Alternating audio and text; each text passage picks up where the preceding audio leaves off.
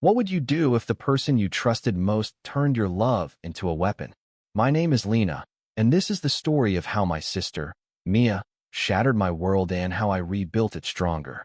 Mia and I were inseparable growing up. 2 years older, she was my hero, the one who braided my hair and taught me how to stand up to bullies. Our parents worked long hours, so we leaned on each other, sharing secrets and dreams under the glow of our bedroom's fairy lights. Even as adults, we stayed close. I'd drop everything to help her, and she knew it. When Mia lost her job last year, I didn't hesitate. I let her move into my small apartment, covered her bills, and cooked her meals, believing her promises to get back on her feet. She was my sister, after all. But something felt off. Mia's late-night phone calls, her secretive smiles, the way she'd dodge questions about her plants it gnawed at me. I chalked it up to stress.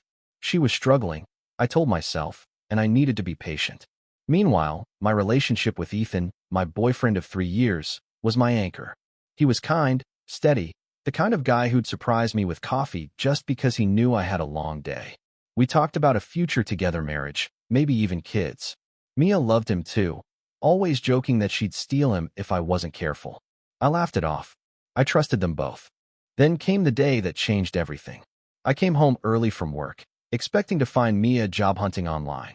Instead, she was on the couch, clutching a pregnancy test, tears streaming down her face. My heart sank. I rushed to her, assuming the worst, some deadbeat guy, a moment of weakness. "Who's the father?" I asked, holding her hand. She wouldn't meet my eyes. "Lena, I'm so sorry," she whispered. My stomach twisted. Sorry for what? Her silence screamed louder than words. Finally, she choked out. "It's Ethan." The room spun. "Ethan? My Ethan?" I demanded answers, my voice shaking. Mia confessed they'd been seeing each other for months, behind my back. She said it just happened, that she was scared to tell me because she knew I'd hate her. Hate her? I was beyond hate, beyond words. I felt like a fool, betrayed by the two people I loved most. Mia begged me to understand, saying she needed me now more than ever because of the baby. She'd been using my support, my money, my home, all while carrying on with my boyfriend. I kicked her out that night. Ethan tried to call, but I blocked him. My apartment, once a haven, felt like a prison of memories. I couldn't eat, couldn't sleep. The betrayal cut deeper than anything I'd ever known. But the worst part? I still loved Mia. She was my sister, woven into every part of my life. How could I reconcile that with what she'd done? Days turned into weeks. I threw myself into work, trying to drown the pain. Friends urged me to move on, but I couldn't, not yet. Then, one evening, Mia showed up at my door, her belly slightly rounded, her eyes red from crying. She didn't ask to come in. She just stood there, apologizing again, saying she'd made the biggest mistake of her life. She wasn't asking for forgiveness, only for a chance to explain. Against my better judgment, I let her speak. Mia told me she'd always envied Mimi's stability, my relationship, my ability to keep going no matter what. She'd felt lost, like she was failing at life, and Ethan's attention filled a void. It wasn't love, she insisted, but desperation. She was ashamed, and now, facing motherhood alone, she was terrified. I didn't want to hear it, but her words stirred something in me.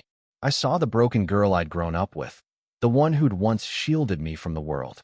I didn't forgive her, not fully, but I made a choice.